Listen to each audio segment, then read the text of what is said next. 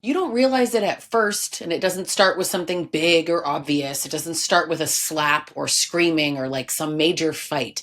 It usually starts with something so small that you can barely even clock it. An eye roll when you tell a story, a sigh when you wear something he doesn't like, a little correction about how you loaded the dishwasher. Tiny things, right? Even petty things. You tell yourself it doesn't matter, you brush it off. You tell yourself it's compromise, right? That every relationship has moments like this. You're just being sensitive.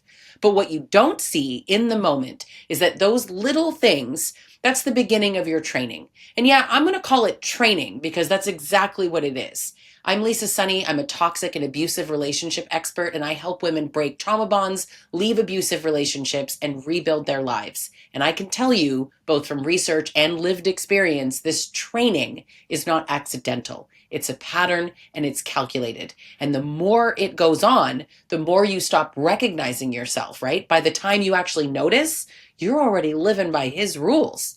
And that's how it works. He doesn't storm in one day and announce, so I'm going to start controlling every detail of your life.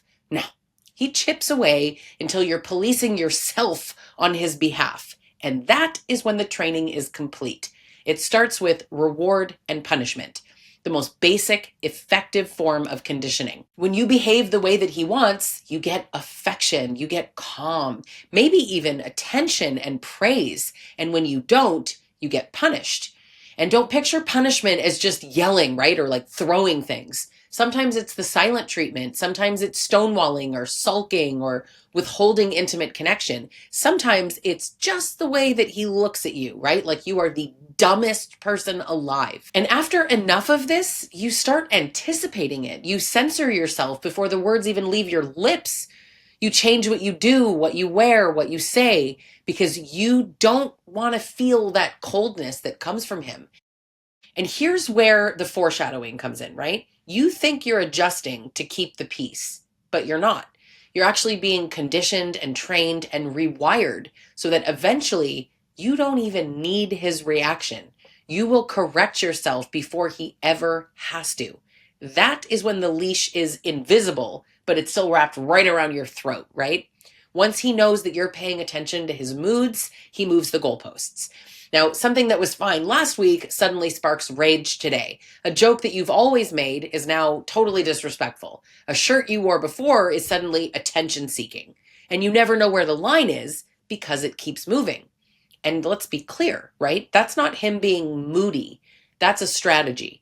Because when the rules keep changing, you stay on edge. You're always guessing. You're always scanning for danger. It creates hypervigilance, right? You're always trying to figure out what version of him you're going to get today. Now, unpredictability is highly addictive. When you don't know what you're going to get, you cling harder to the calm days, right? Those little scraps of affection and all those little quick fleeting moments where he seems like the man that you fell for. That's how he trains you to mistake chaos for love.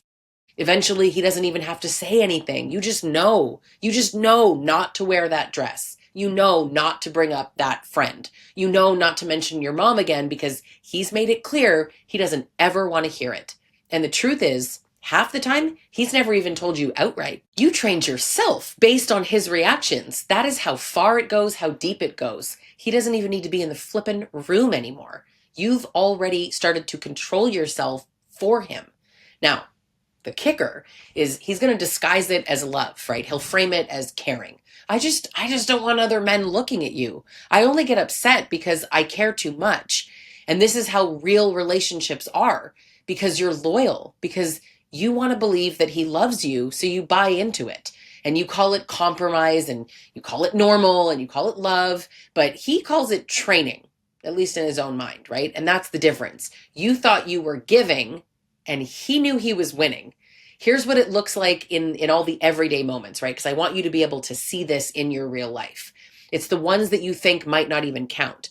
Like you delete the text before sending it because you already know he's going to twist your words. You change your outfit 3 times before he even sees you. You rehearse what you're going to say in your head so that it lands better. You don't laugh at a meme that you'd normally find funny because you know that he's going to call it stupid. These are all these little micro moments that really show the training is working. It's not about one big thing.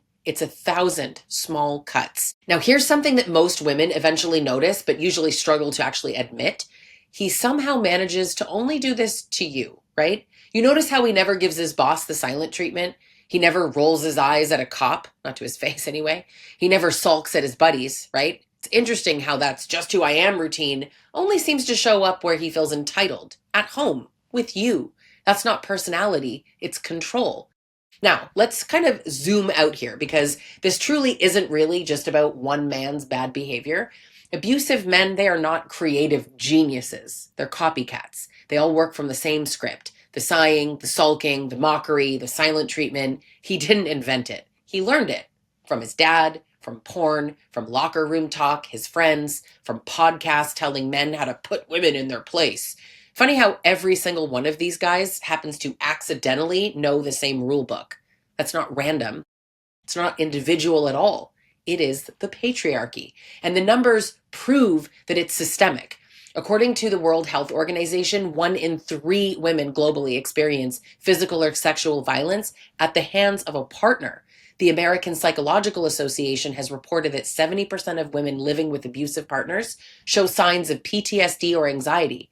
And according to Joan Meyer's research on custody outcomes in the US, 86% of fathers receive exactly the custody arrangement they ask for, even when abuse is raised.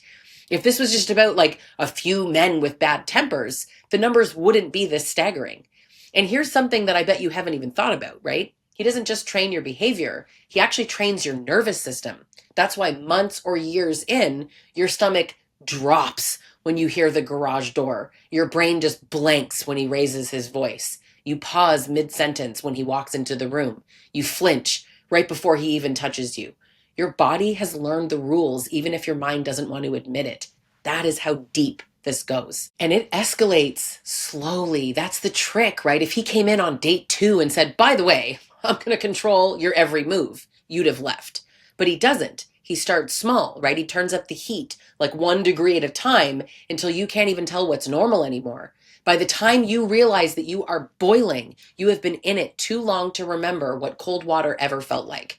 And men want to defend themselves by saying like, oh, that's just how I am, or she's overreacting. Right. Because sulking, stonewalling, and mocking your partner is like a quirky little personality trait, like being left-handed.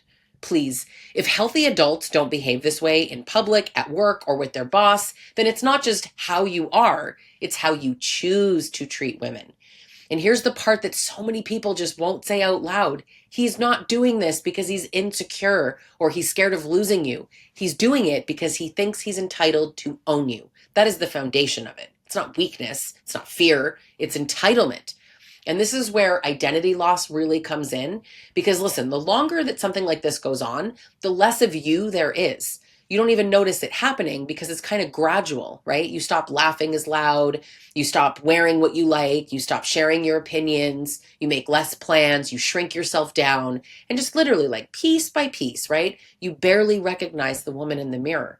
And when you do, she doesn't even look like you anymore. She looks like someone who's trained to survive him. And here's the harder truth. This didn't come from him in the beginning.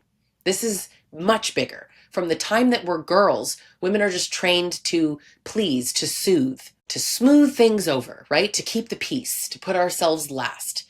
He just weaponized what the world already taught you. So when you think, how did I not see it? And so many of my clients say that, like, now that I know this, how could I have ever not seen this before? It's so obvious. But of course you didn't. You were trained before he ever showed up in your life. Now, the scariest part is it didn't happen all at once, right? Because it never looks like abuse in the beginning. It looks like compromise and caring and normal couple stuff, right? But it wasn't.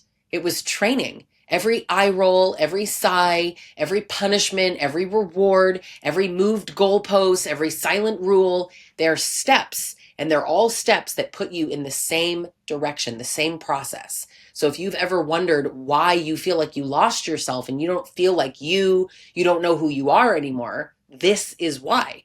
He didn't just push you around. He trained you to push yourself around. And once you see it, I'm telling you, you can't unsee it. But don't hold yourself accountable for what you didn't know then. You know now, and that's enough. You're not crazy, and you were being trained. So if this is hitting uncomfortably close to home, I want to hear your thoughts. Drop a comment, share your story if you want, or even just say, like, yeah, this is me. Because I promise you, you're not the only one. Don't forget to subscribe, because these are the conversations that nobody else is having, and you deserve to understand exactly what happened to you.